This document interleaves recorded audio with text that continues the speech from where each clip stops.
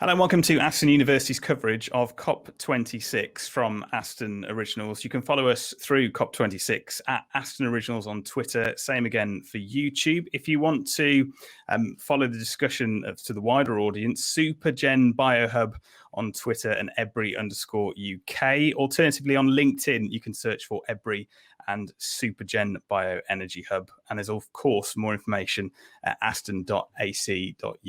But let's talk to today's guests. We are talking energy, and who better than Patricia Thornley, Katie Chong, Joanna Sparks, and Dan Taylor. Patricia, let's start with you. Just give us a little bit of information about yourself. Yeah, I'm the director of the Energy and Bioproducts Research Institute at Aston University, and I'm also the director of the Supergen Bioenergy Hub. And Katie Chong. Hi everyone, I'm Katie. I also work within Ebri, but I'm also a lecturer in chemical engineering. And Joanna Sparks. Hiya, yeah, I'm Joanna. So I work as the Biomass Policy Fellow with the Supergen Bioenergy Hub and 3 of the BBSRC networks in industrial biotechnology and bioenergy. So I'm essentially a connection between the researchers and the policymakers. And of course, last but not necessarily least, Dan Taylor. Hi, so my name is Dan Taylor and I am the COP26 Supergen Engagement Manager, and I've been based at the Supergen Bioenergy Hub. I work with the other 6 Supergen hubs on COP26 engagement. Excellent. Well, welcome to you all. Let's start off with you, Patricia, and bioenergy's key role in net zero. Yeah, so net zero is all about taking the emissions that we can't get rid of and balancing them with other things. And what better to do that than trees? Trees are naturally given to us on the planet so that they absorb CO2 from atmosphere all the time as they grow, those trees and plants. They're storing it for us. And what we spend a lot of time doing in Supergen and what we think can make a really big contribution to net zero is actually taking that carbon and retaining it so that it doesn't get re-released, and instead we do useful things with it. We produce energy from it, we produce product from it, and we produce materials. Joanna, just talk to us. I mean, we talk about sustainability, don't we, all the time? And it's one of those words that maybe gets a little bit lost sometimes. But if you could just explain it in terms of how you're approaching COP26 and also how forestry plays a part in that.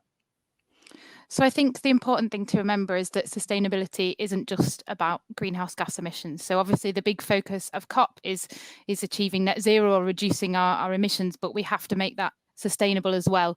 And sustainability has wider environmental impacts as well, but also societal and economic things. So in terms of forestry, I think forest biomass sustainability and the use of forest biomass for energy is something where there's a lot of dialogue in the public about whether that is sustainable. And at COP, there will be some discussions that I think Patricia will be involved in about how we make sure that we can have confidence in those supply chains of forest biomass and ensure that they're sustainable. So really for us, that's about making sure there is effective policy in place to make those supply chains sustainable, but also making sure that policy is enforceable. And Dan, talk to us about Supergen's Net Zero Conference. Yeah, so at the start of September, we hosted the Supergen Net Zero Conference, and that not only included us at the Bioenergy Hub, but also those at our Super Solar Hub, the Offshore Renewable Energy Hub, Energy Networks, Energy Storage, and Hydrogen and Fuel Cell Research. And that was really to demonstrate the impact that energy research is having in delivering and achieving net zero, but also to highlight the fact that there is no silver bullet when it comes to trying to transition to net zero energy systems. So we believe that there is a key role for bioenergy, for solar, and for all the other technologies that we discussed. And it was really nice to see not only academics, but also industrialists, policymakers, and some members from charities and civil society movements come along to find out what we're doing and come and discuss the implications of our research in achieving net zero ahead of COP26. Patricia, when we talk about engaging the public and a focus on school visits as well, it's something that we've seen quite a lot over the last sort of 18 months and 2 years, the rise of Extinction Rebellion. We've had Insulate Britain as well. So in terms of engaging the public, are the public engaged, and how much of a battle is it? I don't think we can doubt that our young people are engaged. I mean, with what we've seen in recent months, they're acutely aware of this, and they're worried. They're worried about what we are doing to the planet that they've got to live in for probably a lot longer than we have to. So I think it's incredibly important that we actually communicate with our young people. We've done that in a number of ways. So we have a comic book that we prepared specifically aimed at the teenage market, that explains bioenergy, gets into all that detail, you know, carbon cycles and biodiversity and stuff like that, but shows it pictorially and in a way that's really accessible. So we've got copies of that that people are welcome to order from us, but we can also see a lot of that material online on the Supergen Bioenergy Hub website. There's a special page for the comic. But, you know, going beyond that, it's just all the time, it's just a requirement to engage with people at the right level. So yes, we have a number of local partner schools here at Aston. I'm going to one of those during COP in order to do a sixth form assembly at Bishop Beazey Grammar School, in order to talk to them a little bit more in depth about what COP's all about, what we're actually going to be doing, and also to talk to people about what they might want to do. You know, we're all sitting here and we work in this area now, but actually none of us started off when we were 18 thinking, I want to work in climate change and I want to work in renewables. We all had different visions. So I think, you know, talking to people about how they can get involved with this is really important. Katie, just highlight some of the global bioenergy storage project that's going on. Yeah, sure. One of our big passions within EBRI and also at Aston is about educating people about climate change. And one of those projects that we're doing to help with that is our global bioenergy stories. So what we're doing is going out to school children across the world, and we're taking local artists. So we've got an artist in the Philippines, in Africa, in South America, and in the UK. And we're going to be engaging with school children to see what they think about climate change and what they're concerned about. And then we'll be putting together some really nice artistic visions of what children think about the future.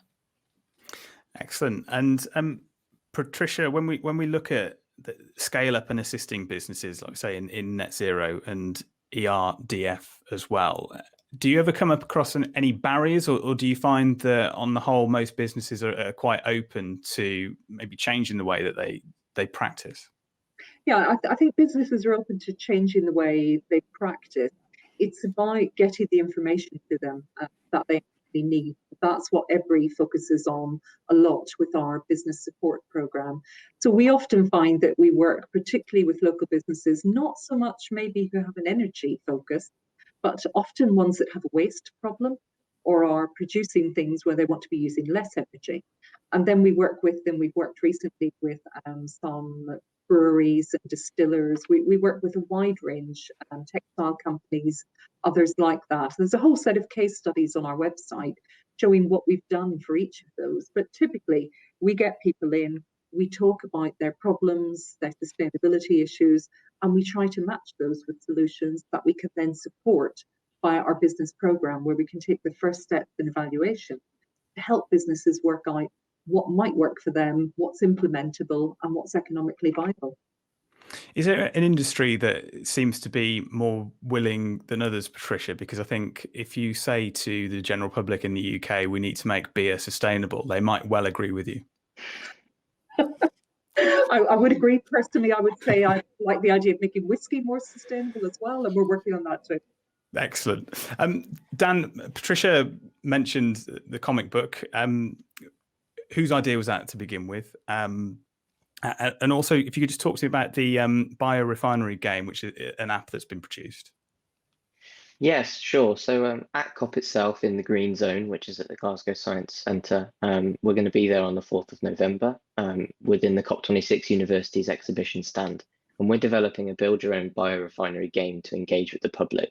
It comes in the form of a flip book, and you get different elements where you look at biomass feedstocks, conversion technologies and outputs. And it's really to demonstrate the wide variety of opportunities that there are within using biomass for creating useful biochemicals or biomaterials, but also creating heat and power. And we're going to be doing this on the 4th, as I said, and then also the game will link people onto our bioenergy app, which we have developed. And this includes things like a bioenergy wiki, which has a glossary of terms, but also allows people to look at the different benefits of using various feedstocks or using various conversion technologies, and really gets bioenergy at a level where people and school children and kids in secondary school can understand it and learn more about it. Katie, we're sometimes saying, what can we do to change the world? And it's quite a broad term, but I mean, last week Manchester United flew to Leicester, which was 100 miles, but we're being told to use paper straws. When it comes to individual action that people can take, what's being done around that discussion? So it's something that we do a lot of within Supergen, within EBRI, within Aston, is talking to people from all walks of life about what action they can take and understanding actually what the impact is. So understanding about things like how making your own packed lunch can save quite a lot of carbon, and understanding the whole systems around what goes into making our products that we use on a daily basis. So we do a lot of talking to people about that kind of stuff. We're hoping to host a screening of a climate film shortly so that we can get people to come and ask us questions after the film and smash some of those myths that you've probably seen in the media. And really, we just really want to act as a platform to open up discussion about the whole thing. We all feel that one of the most important things that we can do is to keep talking about it and to keep sharing our knowledge and to keep sharing the science and the research that we're doing. Now, I don't want to put you on the spot, Katie, but what would a net zero lunch look like? Oh, well, first of all, a net zero lunch would be something that you've grown yourself in your garden, ideally, using compost that you've made from your own kitchen waste. So basically anything that you can make yourself, or something that reduces the amount of transport or packaging that is involved in putting together that. So if you think about a sandwich from a supermarket, you've got the energy that goes into making the bread and all of the fillings, but then you've also got the packaging. You've also then got the transport to get that sandwich to that supermarket.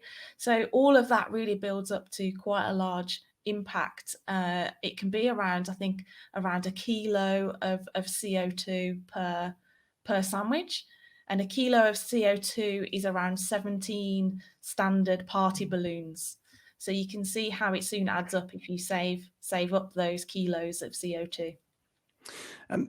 Joanna, you mentioned forests earlier and sustainability. Could you just talk about some of the events at COP which focus on this, and then the need for effective and enforceable policy, which I think a lot of people will say that governments have so far fallen down on? Yeah, so as I said, there will be some discussions that Patricia will be involved in, which will be focusing on forest sustainability at COP. And I think this need for enforceable policy is not just around forest sustainability. It's something that for me is one of the big things we need to get out of COP. We can make big ambitious targets, but we need something that we can actually enforce, and we need targets for the short and medium term, as well as those big 2050 targets. We need action in between. So if I gave you Rishi Sunak's red briefcase and said, how much do you need to take out of this, and what would your plan look like? What would it look like? For me, it would be a detailed plan in the short and medium term, as well as the long term. It would be a plan that takes into account people and makes it a just and fair transition, where we're thinking about the impacts that it will have across our society.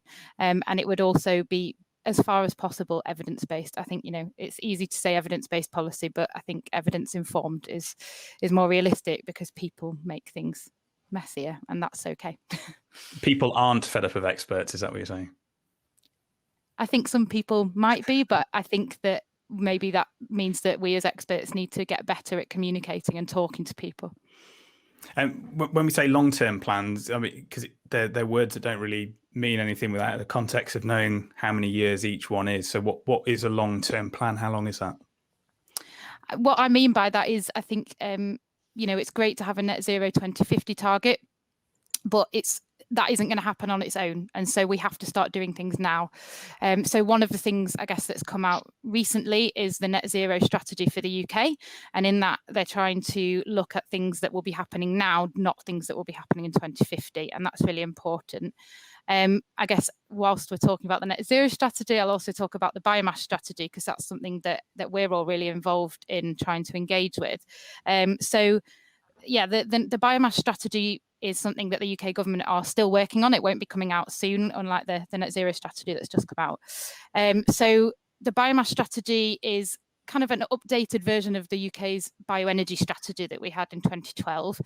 But instead of just focusing on bioenergy, it's kind of, the idea is that it will take a broader look at how we produce biomass, and where we get it from and how we make that sustainable, and then what we could use it for and maybe what we should use it for. So that is bioenergy, but also some of the other things that have been talked about already, using biomass to make materials and things like that. And then also how we actually put governance and criteria in place and enforce those criteria to make sure that the way we produce and use biomass is sustainable. So we're all really involved in trying to engage with that. I think that the Supergen research community and the wider research community have huge amounts of expertise and knowledge, but that expertise and knowledge needs to be used to try and actually influence that policy, right? Because that's how we make it have an impact. So we are working to engage with policymakers and trying to communicate all that knowledge and evidence to them in a way that is understandable and useful, but also listen to their questions and evidence gaps and try and address some of those. Because I think that's the way we make it that all the amazing research that's going on is going to actually influence how we use biomass sustainably in the future. Patricia, just talk to us a little bit about the Climate Forum talk, if you would.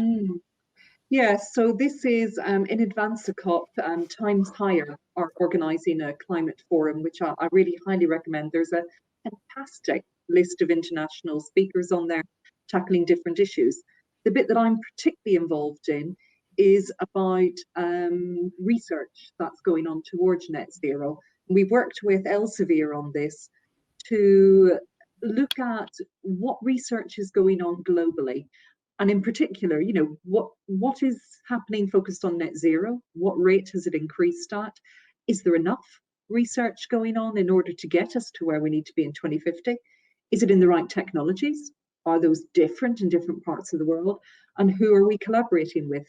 One of the things I find really interesting in this is that we all talk about international collaboration, and perhaps when you see the report, you might realise that there's a little bit less of that going on than you thought might be happening. But in particular, we look at the industrialised nations. We've already got really high carbon emissions and we've done our damage, as it were. If you look at the rapidly developing low and middle income economies, that's where we need to be looking out for the next 50 years, because those are increasing their industrial production, increasing their cities. That's where most of the population growth is happening. And to my mind, what we need, therefore, is for the countries which have already been down this pathway to be partnering with those in the global south. And I find it a little bit disturbing to see the extent to which that's actually happening in real terms, and the extent to which some of the themes that are going to be really important in decarbonising those countries, and bioenergy is one of them, because land is absolutely key there. And I find it a little bit disturbing to see the extent to which some of the interactions I believe we need are actually not happening.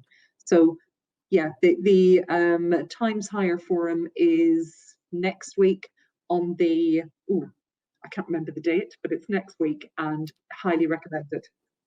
Excellent. Well, so that's a good look at the overseas collaboration and global work. But Katie, what are we doing at Aston University when it comes to embedding sustainability into our courses? So we've all realised the importance of sustainability in recent years, and we've seen the passion that our youngsters are showing for this with the climate strikes and so on. So now we've had a look at all of our undergraduate courses in chemical engineering and chemistry in particular, and we've tried to embed sustainability into those courses. So all of the topics have sustainability mentioned in some way. We have a really strong core of bioenergy researchers that teach. And a lot of our projects as well are based around bioenergy scenarios. And we're actually finding that the students are really engaging with those. And recently, a lot of our students go on to have careers in bioenergy, which as an educator is really fantastic to see. Excellent. Okay, well, let's move on to some predictions. And obviously, I handed out all of the socials at the beginning. So if you're wrong, everybody can get in touch and give you a little bit of grief with that. But Dan, let's start with some predictions that you maybe are expecting and also want to see come out of COP26. Well, I don't know whether I can make any predictions. I don't have much of a magic that is a ball. COP26 out, isn't it? That is. Yeah. So I think in terms of hopes, I think I'd like to see, and I think this touches on what Patricia has just spoken about, increased collaborations across the international community and a focus on the fact that there is common but differentiated responsibility when it comes to the developed and the developing nations. And I'd like to see that come into play more with energy research and innovation, because COP26 is being led by the UK in partnership with Italy. And so we are the leaders of this on a global stage. And I think there's a lot of expertise within the UK energy research sector, as well as obviously expertise within Aston, sat here on this call with me, to create. And I think it'd be really good if we could use that more to create impact across the world. So I guess I'd like to see better mechanisms and incentives for UK research to go and work more internationally. Do you think you could see collaborations with somebody like China? Because I guess unless China play ball, it really sort of panders into insignificance, doesn't it? Yes, but I think we already see collaborations with China and collaborations with Chinese counterparts, and I think Patricia's probably got more experience of talking about that than me. But I think the overall message for me for COP would be that there needs to be more focus on people and planet rather than profit. Patricia, I'll bring you in there, seeing as Dan sort of name checked you. But I'll ask you the same questions. I mean, if you do have any more to add onto the sort of the little China discussion there, then that'd be great. I will add on the China bit. You know, I think it's quite impressive how much work is going on in China. So they may be reluctant to sign up. And yes, we need commitment and we need people to agree to this stuff and we need the political will. But I think we also need to work with what we've got. And the Chinese research communities are doing huge amounts of work on things like fuel cells and all sorts of technologies that are actually going to move us forward in this space. So I think I wouldn't underestimate the commitment, certainly of the academic and industrialists. And we do live in a global world. And I think that, you know, when it comes to industry, while we may have historically seen, you know, sort of nations supplying nations, actually trade is important. And I think increasingly we will, I hope, end up in a situation where we're able to identify the carbon emissions associated with products that we trade. And if we're able to do that, then I think that will actually be quite, you know, that will be quite a big differentiator. Because at that point, you can look at the made in China version on your shelf in the supermarket, and you can look in the made in Belfast version, and you can choose between the two. And you can see maybe where those differences in carbon, whether that's for the materials, you know, choosing wood rather than plastic or whatever, or for the country or for the transport. So I think I would like to see a lot more on that front, but I just wouldn't underestimate what some people are already doing that we may not be aware of. Perfect. Joanna, hopes and expectations. Yeah, I think that I agree with everything that Dan and Patricia have just said. I think for me, I would like it to be that the commitments and the general discussions that are going on at COP take into account the evidence that people have been generating, and I think that reflects some of that stuff Patricia was just saying about looking at the carbon footprint of products from here or there. It's not about just deciding something is more sustainable or is the best route to go down, but actually getting some data to understand the choices that we're making and the commitments that are being made. I also think it's really important that whatever comes out of COP is not just about greenhouse gas emissions, it's thinking about wider sustainability issues, but that also that thing I was talking about earlier of a just transition that thinks about people across our society and across the world is really at the heart of the things that are going on at COP. Excellent. And finally, Katie. Yeah, I agree completely with everything that the other guys have said. But yeah, I think it's all about people. Like Joanna said, it's about making this a fair transition for people at all levels. So it's all well and good telling someone who earns a good wage to make those green choices, but what do we do for those poorer people that are on a lower income that can't make those choices? So we need to think about all levels, all people from all walks of life, because it is a global issue. So that's why we need to be thinking more on a global view. I also think that we know what we need to do. So we know what we need to do to achieve net zero. We've been researching it for years. We know, it's just we need someone to put their money where their mouth is and actually help us do it, because we have all that information here, but no one will help us to use it. So I'd like to see that as well from COP. Because that should be the hard bit, shouldn't it? Is finding all the answers, but the hard bit is getting people to take on board. Yeah. It's incredible, isn't it? It is, yeah. The risk associated with it. So that's why governments and businesses are a bit hesitant. Now, just a final yes or no from everybody on the panel. And this is almost sprung on you a little bit, but I'll start with you, Patricia. Do you think COP26 will work enough? Yes. Katie? Yes, hopefully. Joanna? I'm going to go with hopefully as well. Okay, you're right. Dan? It has to. It simply has to. There we go. Good collection of answers. Look, well, thank you to Patricia Thornley, Katie Chong, Joanna Sparks, and Dan Taylor. Do go and check out those websites that I mentioned at the beginning. Make sure you're following on social media too. And thank you for joining us, everybody. Thank you. Thank you.